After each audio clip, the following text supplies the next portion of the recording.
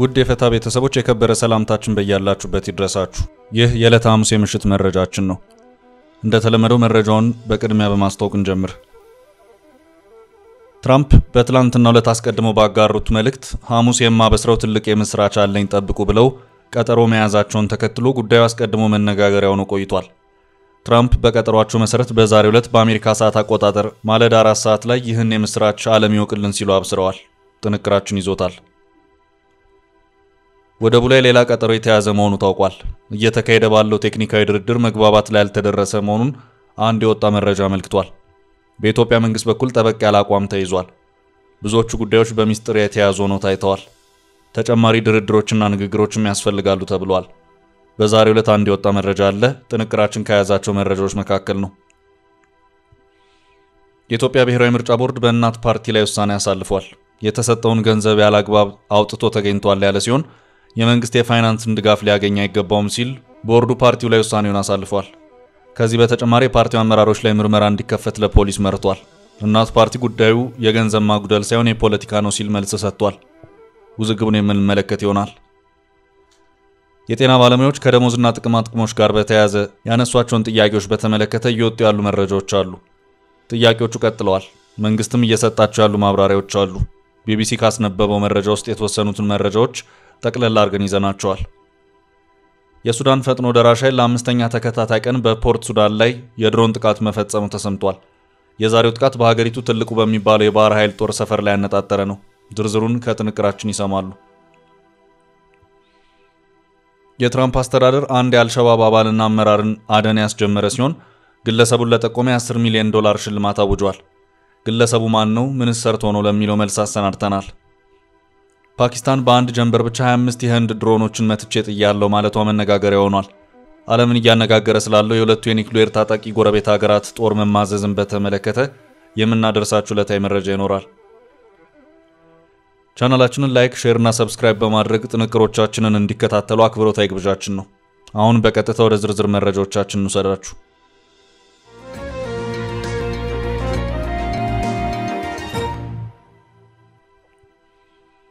በሚስጥር የተያዘው የወደብ ድርድር። የወደቡ ድርድር አሁንም ድረስ ይህ ነው ሊባል የሚችል መግባባት እንዳልተደረሰበትና መግባባት ባለመቻሉም በቅርቡ ተጨማሪ ድርድርን ለማካሄድ ዝግጅት እየተደረገ መሆኑን አፍሪካ ኢንተለጀንስ ባሰራጨው ዘገባ አመልክቷል። አጠቃላይ ዝርዝር መረጃዎቹ ምን ይመስላሉ የሚለውን በተመለከተ ዛሬም ድረስ በሚስጥር እንደተያዘ ነው። ኢትዮጵያ ከአንድ ዓመት በፊት ከሶማሊላንድ ጋር የፈረመችውን የባህር በር መውጫና ወታደራዊ ቤዝን የማግኘት ስምምነት ጋር በተያያዘ ምን ሲደረግ በማለት ለአንድ ዓመት ያህል ከፍተኛ ተቃውሞዋን ያሰማችው ሶማሊያ በቱርክ አግባቢነት ከኢትዮጵያ ጋር የሰላም ስምምነትን የተፈራረመች መሆኑ የሚታወስ ነው። ስምምነቱንም የተፈረመው በቱርክ ፕሬዝዳንት ረሲብ ጣይብ ኤርዶጋን አግባቢነትና አሸማጋይነት ሲሆን በዚህም ሶማሊያ በምትክ ወደብን ለማቅረብ መግባባት ላይ ደረሰች መሆኑ አይዘነጋም።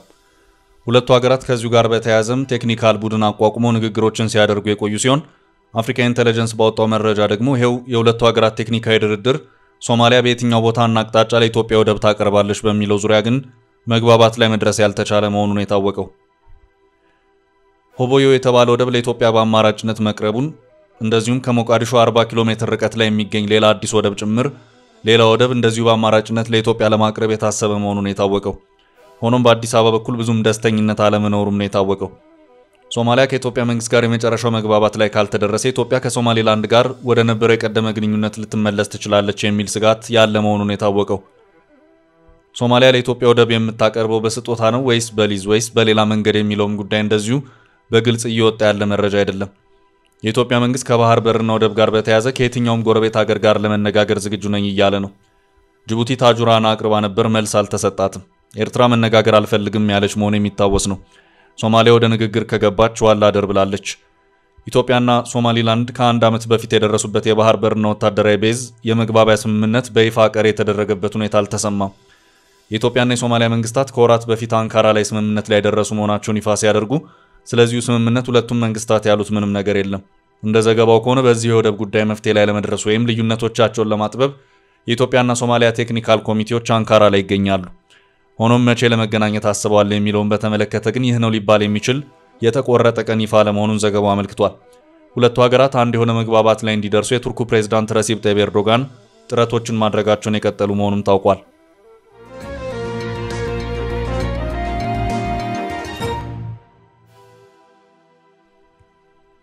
በቀጣይ ርዕሳችን የመጀመሪያው የትራምፕ ድርድር። ትራምፕ በትላንትናው ዕለት አስቀድመው ባጋሩት መልእክት ሐሙስ የማበስረው ትልቅ የምስራች አለኝ ጠብቁ ብለው ቀጠሮ መያዛቸውን ተከትሎ ጉዳዩ አስቀድሞ መነጋገሪያ ሆኖ ቆይቷል። ትራምፕ በቀጠሯቸው መሰረት በዛሬው ዕለት በአሜሪካ ሰዓት አቆጣጠር ማለዳ 4 ሰዓት ላይ ይህን የምስራች ዓለም ይወቅልን ሲሉ አብስረዋል። በዛሬው ዕለት የዩኬና የአሜሪካ መንግስታት አዲስና ሁሉን አቀፍ የንግድ ስምምነት ላይ መድረሳቸውን ትራምፕ በይፋዊ ትስስር ገጻቸው ባጋሩት መልእክት ገልጸዋል። ይህም በፕሬዝዳንት ዶናልድ ትራምፕ ተግባራዊ ከተደረጉት ከፍተኛ ታሪፎች በኋላ የመጀመሪያው የንግድ ስምምነት መሆኑን የተመላከተው። ይህ ስምምነት የሁለቱን ሀገሮች ግንኙነት ለማጠናከርና ኢኮኖሚ ትብብርን ለማሳደግ ያለመ ነው ተብሏል። በዚሁ ስምምነት ዋነኛ ጉዳይ የሆነው የታሪፍ መቀነስ ጉዳይ ሲሆን አሜሪካ በዩኬ ላይ ጣለቻቸውን የ10 በመቶ ታሪፎች ለመቀነስ ወይም ሙሉ ለሙሉ ለማንሳት መስማማቷን የተገለጸው። አሜሪካ ዩኬ ላይ አስቀድማ የጣለችው የ10 በመቶ ታሪፍ ከአውሮፓ ህብረት 20% ጋር ሲነጻጸር ዝቅተኛ ቢሆንም ይህን ለመቀነስ ወይም ሙሉ ለሙሉ ለማንሳት ከስምምነት ላይ መደረሱን ኤንቢሲ በዘገባው ጠቁሟል። ስምምነቱ በዩኬና አሜሪካ መካከል ያለውን ፍትሐዊ ንግድ ግንኙነት ለማጠናከር ያለመ ሲሆን ይህም በተለይ እንደ ጄኤልአር ያሉ የዩኬ ኩባንያዎች በአሜሪካ ገበያ ያላቸውን ስኬት ለመደገፍ ይረዳል ተብሏል። ስምምነቱን በተመለከተ ትራምፕ ባጋሩት መልእክት ከብሪታንያ ጋር ሙሉና አጠቃላይ ንግድ ስምምነት ላይ መደረሱን ለማረጋገጥ እወዳለሁ ብለዋል።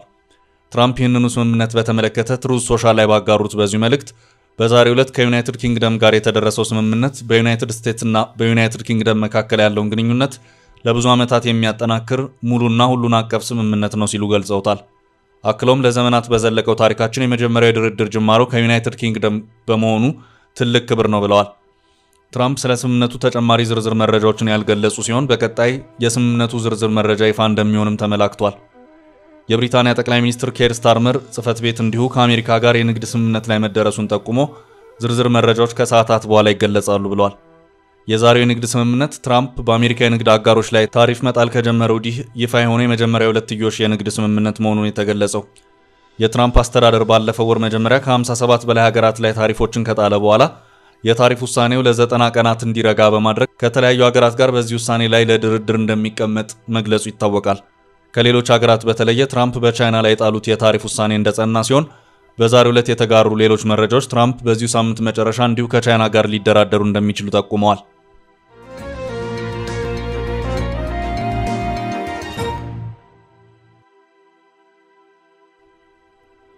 በቀጣይ ርዕስ የእናት ፓርቲና የምርጫ ቦርድ ውዝግብ። የኢትዮጵያ ብሔራዊ ምርጫ ቦርድ እናት ፓርቲ በአዋጅና በመመሪያ ከተደነገገው ውጪ የፋይናንስ አስተዳደሩን እየመራና እያስተዳደረ ይገኛል በማለት በዚህ ዓመት የሚሰጠውን የመንግስት የፋይናንስ ድጋፍ ሊያገኝ አይገባውም ሲል ውሳኔ ማሳለፉን ያሳወቀ ሲሆን ፓርቲው በበኩሉ ገንዘብ በመከልከል የሚቆም ትግል የለም ሲል መልስ ሰጥቷል። ምርጫ ቦርድ በፓርቲው የባንክ ሂሳብ ወጪ ጉዳይ 3 ሰዎች ወንጅሏል። የእናት ፓርቲ ሂሳብ ከታለመለት ዓላማ ውጪ እንዲውል አድርገዋል ባላቸው ሂሳቡን በጣምራ የሚያንቀሳቅሱት የፓርቲው አመራሮች ማለትም ዶክተር ሰይፈስላሴ አያሌው የፓርቲው ፕሬዝዳንት፣ ወይዘሪት ሜሮን ታደለ የፓርቲው ዋና ጸሐፊ፣ ወይዘሪት ኩሪያ አሰፋ የፓርቲው የሂሳብ ክፍል ኃላፊ ላይ የፌዴራል ፖሊስ የወንጀል ምርመራ ቢሮ ተገቢውን ምርመራ እንዲያደርግ መወሰኑን ቦርዱ አስታውቋል። እናት ፓርቲ ከመንግስት ስላገኘ 2016 የበጀት ድጋፍ ሂሳቡን በራሱ የውጭ ኦዲተር አሰርቶ ሪፖርት ለቦርዱ ማቅረቡን የቦርዱ መረጃ አመልክቷል።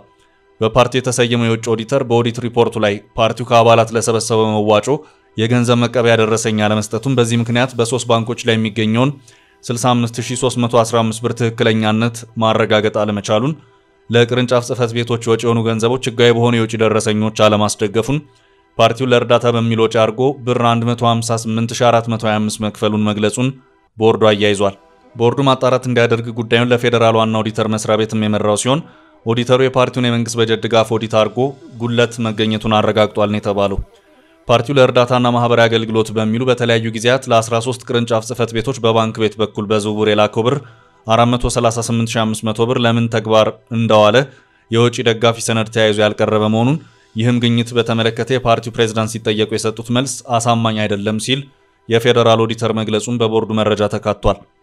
ውሳኔውን ተከትሎ እናት ፓርቲ በደብዳቤ መግለጫ ያወጣ ሲሆን በጀት በመከልከልና በማስከልከል የሚደናቀፍ ትግል አይኖርም ሲል እናት ፓርቲ ገልጿል።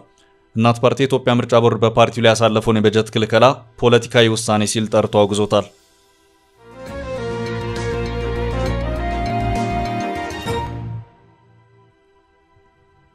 ወደ ተከታይ ርዕሳችን ስንወስዳችሁ ከደሞዝ ያለፈ የጤና ባለሙያዎች ጥያቄ። ላነሷቸው ጥያቄዎች ለመንግስት የ30 ቀናትን የሰጡት የጤና ባለሙያዎች ጥያቄዎቻቸው ሲንከባለሉ የመጡና ከደሞዝም ያለፉ በርከት ያሉ ጉዳዮች መሆኑን አመልክተዋል። የጤና ባለሙያዎቹ ከተወሰኑ ጊዜያት ወዲህ ጥያቄዎቻቸው ጎልተውና ከፍ ብሎ እየተሰሙም ሲሆን የአሁኑ ጥያቄ ሲንከባለል የመጣና ጥያቄዎቹ በኑሮ ውድነትና ዋጋ ግሽበት ምክንያት ተባብሰው የህልውና ደረጃ እንደሆነ ተናግረዋል። የመረጃው ምንጭ ቢቢሲ ሲሆን ከእንቅስቃሴው አስተባባሪዎች መካከል አንዱ መሆናቸውን የገለጹትና ስማቸው ያልተጠቀሰ ባለሙያ ከደሞዝ ባለፈ የጤና መድህንም የለንም፣ ብንታመም መታከም አንችልም፣ ስጋት ባለበት አካባቢ ነው የምንሰራው፣ እንደ አደጋ ተጋላጭነታችን አስፈላጊ የሆኑ ክፍያዎችን እያገኘን አይደለም፣ ለነዚህ ጥያቄዎቻችን ምላሽ ይሰጠን የሚል እንቅስቃሴን እያደረግን ነው ሲሉም ማብራሪያቸውን የሰጡት መሆኑን ይሄው የቢቢሲ ዘገባ አመልክቷል። በዚሁ ዙሪያ ለቢቢሲ ማብራሪያቸውን የሰጡት የኢትዮጵያ ጤና ባለሙያዎች ማህበር ምክትል ፕሬዝዳንት አቶ መለሰ ባአታ ጥያቄው ትክክለኛና ወሳኝ ነው፣ የጤና ባለሙያው ተረጋግቶ ማህበረሰቡን እንዲያገለግል ራሱ የተረጋጋ ህይወት ሊኖረው ይገባል ይላሉ። የጤና ባለሙያዎች የዓለም የጤና ድርጅት ባወጣው ደረጃ መከፈል ይገባቸዋል። ባለሙያው ስለሚበላው ስለሚለብሰው እየተጨነቀ አንድን ማህበረሰብ ስለ አመጋገብ ስርዓት ማስተማርና ማከም በጣም የሚከብድ ነገር ነው ብለዋል። የመንግስት አመራሮች ጥያቄዎቻችን ፖለቲካዊ ስም እየሰጧቸው ነው የሚሉት የእንቅስቃሴው አስተባባሪ ፖለቲካዊ ፍላጎት የለንም፣ ፍላጎታችን በልተን ማደር ነው፣ ያስተማረንን ማህበረሰብ አገልግለን መኖር ነው ሲሉ ምላሽ እንደሰጡም ዘገባው አመልክቷል። ቢቢሲ የጤና ሚኒስቴርን የተለያዩ የሥራ ኃላፊዎች ለማነጋገር ያደረኳቸው ጥረቶች አልተሳኩልኝም ያለ ሲሆን የሚኒስቴሩ የህዝብ ግንኙነትና ኮሚኒኬሽን ኃላፊ ዶክተር ተገኔ ረጋሳ ለሪፖርተር በሰጡት ቃለ ምልልስ ጥያቄዎቹን ተገቢ ማለታቸውንም አመልክቷል።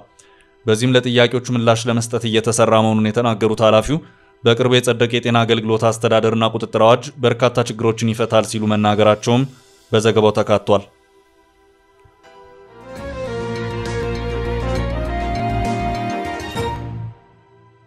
ወደ ቀጣይ ርዕስ ተሻገር።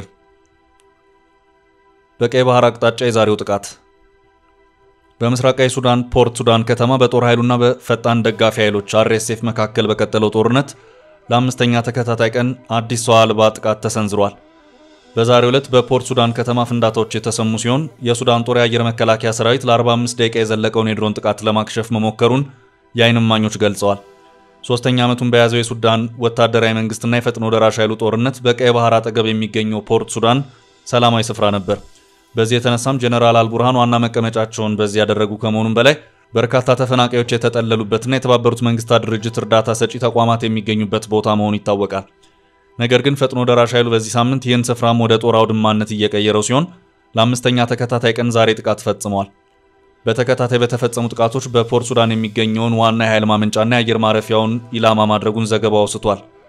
በፖርት ሱዳንና በከሰል አካባቢ በተደጋጋሚ እየተፈጸመ ላለው የድሮን ጥቃት እስካሁን ኃላፊነቱን የወሰደ አካል ባይኖርም የጀነራል አልቡርሃን መንግስት ግን ፈጥኖ ደራሽ ኃይሉ እንደፈጸመው እየተናገረ ይገኛል። እነዚህ ጥቃቶች እየተፈጸሙ ያሉት የፈጥኖ ደራሽ ኃይሉ ይዞታ ካለበት ስፍራ በ650 ኪሎ ሜትር ርቀት ላይ መሆኑን ጉዳዩን አነጋጋሪ አድርጎታል። ይሁን እንጂ የሱዳን መንግስት ፈጥኖ ደራሽ ኃይሉ እነዚህን ጥቃቶች የሚፈጽመው በቀይ ባህር ላይ ከሚገኘው የዩናይትድ አረብ ኤምሬትስ ጦር ሰፈር ላይ እንደሆነ በመግለጽ ላይ ነው። ትላንት ባወጣው መግለጫም ዩናይትድ አረብ ኤምሬትስ የጦር ሰፈሯን ለፈጥኖ ደራሽ ኃይሉ ድሮኖች መነሻ እንዲሆን ፍቃድ በመስጠቷ በጦርነቱ ላይ በቀጥታ እንደተሳተፈችን ቆጥረዋለን ያለ ሲሆን የጀነራል አልቡርሃን መንግስት ከዩናይትድ አረብ ኤምሬትስ ጋር ያለውን ዲፕሎማሲያዊ ግንኙነት ማቋረጡን አስታውቋል።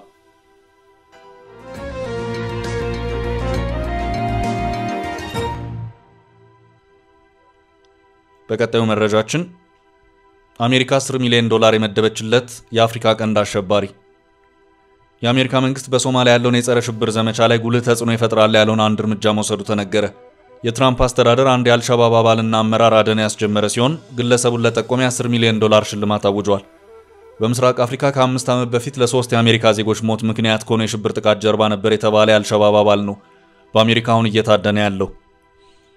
የአልሸባብ አባሉ አብዱላሂ ባናት የሚባል ሲሆን እንደ አውሮፓ አቆጣጠር በ2020 በኬንያ ግዛት ማንዳቤ ላይ በአሜሪካ ጦር ሰፈር ላይ በተጣለው የሽብር አደጋ ዋነኛ አቀነባባሪ ስለመሆኑ ተነግሮለታል። በምስራቅ አፍሪካ በአሜሪካ የጦር ሰፈር ላይ ተቃጣ የመጀመሪያው ከባድ የሽብር ጥቃት ስለመሆኑም ይነገርለታል። በዚህ አሜሪካ ጦር የሽብር ጥቃቱን አቀናባሪዎች ለዓመታት ሲያድን ከርሟል። አሁን $10 ሚሊዮን ግለሰቡን በተመለከተ መረጃ ለጠቆመ ያወጣው የአሜሪካ የፍትህ ሽልማቶች ዲፓርትመንት RFJ ነው። ዲፓርትመንቱ ሽብርተኛውን ግለሰብ በቁጥጥር ስር ለማዋል የሚያስችል መረጃ ለሚሰጥ ለማንኛውም ሰው ገንዘቡን ሸልማለሁ ነው ያለው። ከ5 ዓመት በፊት የአሜሪካ ጦር አውሮፕላን ላይ በተተኮሰ ሮኬት 2 አሜሪካዊ ዜግነት ያላቸው ፓይለቶች ሲሞቱ አውሮፕላኑ በትከሻ በሚተኮስ ሮኬት የተመታ መሆኑ ተነግሮ ነበር። ሌሎች 2 አሜሪካውያን ከበድ ያለ ጉዳት ደርሶባቸው ግን በህይወት መትረፍ ችለው ነበር። ኬንያ ውስጥ በሚገኘው የአሜሪካ የጦር ሰፈር ላይ በደረሰው በዚህ ጥቃት አንድ ኬንያዊ ወታደርም ተጎድቶ ነበር። አሁን 10 ሚሊዮን ሽልማት ገንዘብ ለጠቆመው የወጣበት ግለሰብ በጊዜው ጥቃቱን የፈጸመው ጃይሽ አልአይመን የሚሰኘው ልዩ የአልሸባብ ቡድን አባል ነበር ተብሏል። ግለሰቡ ሶማሊያዊ ተወላጅ ሲሆን ስሙን ያገኘው ከቀድሞ ሽብር ቡድኑ መሪ እንደሆነ ዘገባው አመልክቷል። አብዱላሂ ባናቲ ጃንዋሪ 5 2020 ላይ በማንዳቤ የጦር አየር ማረፊያ ጥቃት ከመፈጸም ባለፈ በኬንያ፣ ሶማሊያና ሌሎች ጎረቤት ሀገሮች በሽብር ጥቃት በመቶዎች ሲገድል የነበረው ቡድን አባል ነው ተብሏል። ከ2 ዓመት በፊት በኬንያ አሜሪካ የጦር ሰፈር በተፈጸመው ሌላ ጥቃት ተፈላጊ ግለሰብ ስሙ ይፋ ሆኖም ነበር። ግለሰቡ እስከዛሬ ስለመያዙ ግን የተነገረ ነገር የለም። የአሜሪካ መንግስት በአየር የጦር ማረፊያው ለደረሰ ያልተገመተ ጥቃት የኬንያ መከላከያ በአፋጣኝ እርምጃ ባለመውሰዱን በጊዜው ሲወቅስ ነበር።